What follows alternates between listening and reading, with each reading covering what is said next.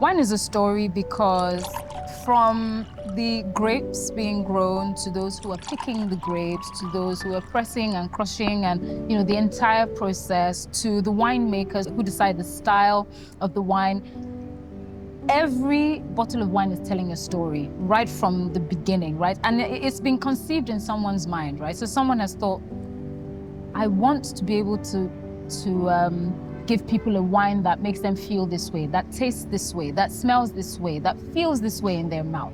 And I love to be a part of that story.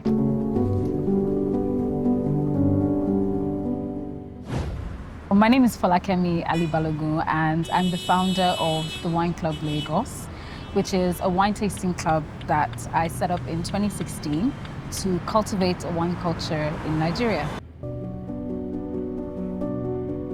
Actually, a friend suggested to me one day, she said, I think you should start a wine club. I mean, we go out every time and you always order wine. Why don't you start a wine club?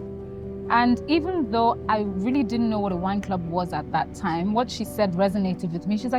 I was like, yeah, actually, I think I should start a wine club.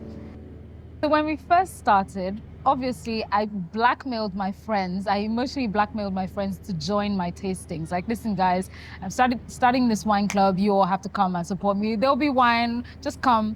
And then after that, I started thinking, okay, you know what? Instead of just bringing people into a room to drink wine, how about I teach them a little, a thing or two about wine? There are many reasons that informed this decision to invite Professor Wole Soyinka. So the first is that he was very close friends with my granddad, Sheson, who I used to drink wine with, while he was alive. We used to share wine together, but he never came to the wine club. And for some reason, he might have mentioned that Professor Soyinka really loved wine. Like, he had said it to me, so it was somewhere in my subconscious. And, I'd had this idea in my head that, oh my God, imagine if I could have Professor Soyinka on, at the wine club and put him through a blind tasting or challenge him in some way. Because yes, we know he loves wine, but I really wanted to see him in his element. But it all started from, just sitting down, having wine with my granddad and him mentioning, his friend who just happens to be, a Nobel Prize winner. My granddad told me, so I know that they had some sort of dining club where they used to go across Lagos to different restaurants and they would sit and order bottles of wine and things like that. But I didn't know much more than what my granddad told me. However, I did go on the internet and I remember Professor Soyinka being quoted as saying, I'd rather drink wine than water, like ditch the water, I would, drink wine. So in my mind, there was no doubt that, he was a proper wine lover.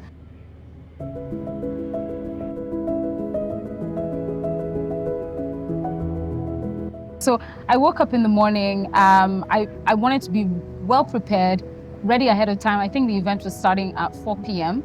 and I was up at like 10. I did all the preparation that I needed to do. I headed to the venue. Everything was very zen.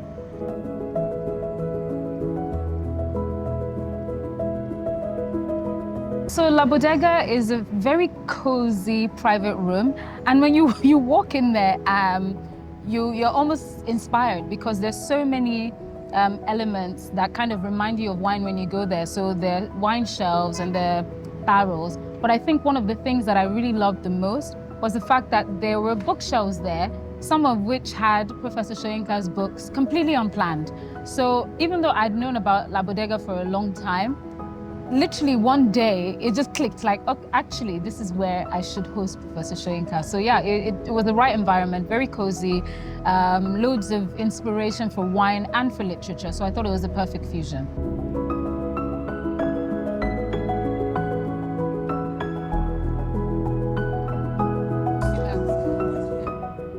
But what wine regions have you visited? What wine regions have you visited? Oh, okay. It all depends. Have I visited? Visited, yes. Well. That's a very, very good question. Okay, let me tell you. When was the Civil War? It was in the 70s, isn't it? Ended 70. Yes, I believe. Okay. And I came out of prison detention under Gawan around late 69 or 70. And I went into self-exile just to try and recuperate.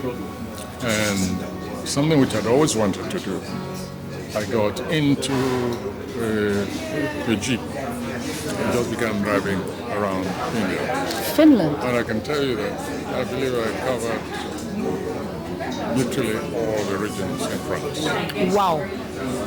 Following year, I repeated it. I go during the vendage. Of course, yes. Usually around September, October. So there's a lot. Then, so I covered the Italian the next year. Really? Driving in a jeep as well? Driving Oh, God. Okay.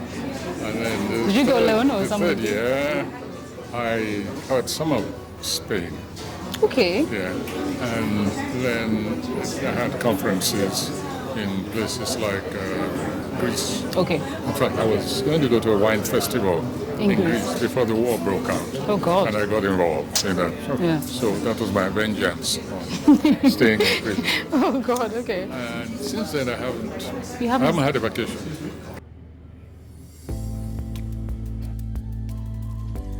What I had in mind was I had invited him for an interview and a blind tasting.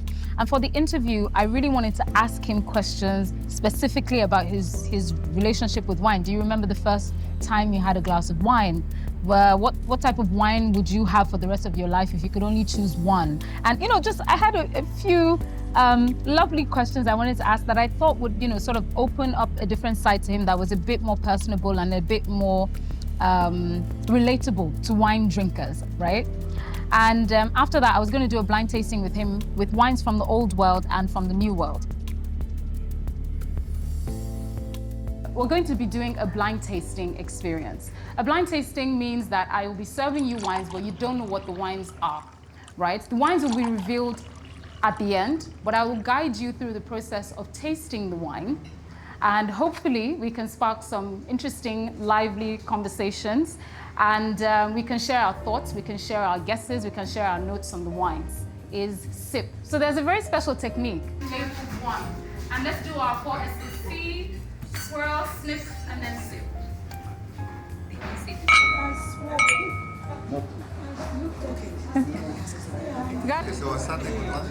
Yes. So if we filled our glasses. Yes. Okay. So if we think it's from the old world, number one, where in the old world? Zealand? Someone said New Zealand for the new world. Do we agree? Lebanon. Wow, that is a great guess. The man said Lebanon. If you tried wine one and you said it was from the new world, you are absolutely correct. Round of applause. Where was wine one from? South Africa. Okay.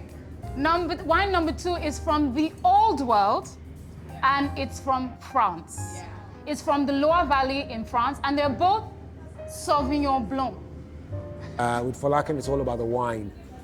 And so we got that very quick and dirty training on flavors, the 3 S's.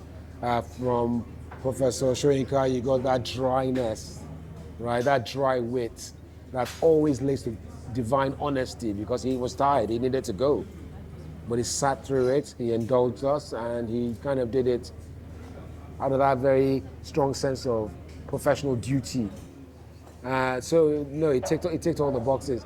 It's been a very interesting evening. We've come for a wine tasting with the great Professor Wole Soyinka.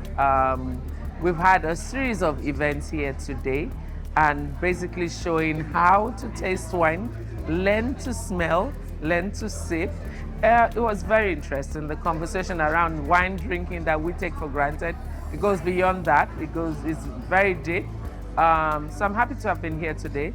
It's a great new way of showing what goes on in Lagos that is not apparent to everybody. And Lagos being the gateway to African tourism, I think this should be encouraged. I think it's a great starting place for us because now we know that there's such things going on here.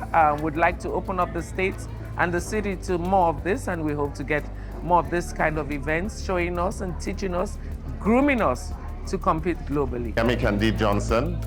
I'm interested in food and in wine. I think food and wine is an important celebration, and I think that the highest quality of such a celebration is what one should seek for. And this, I think, is what we found here.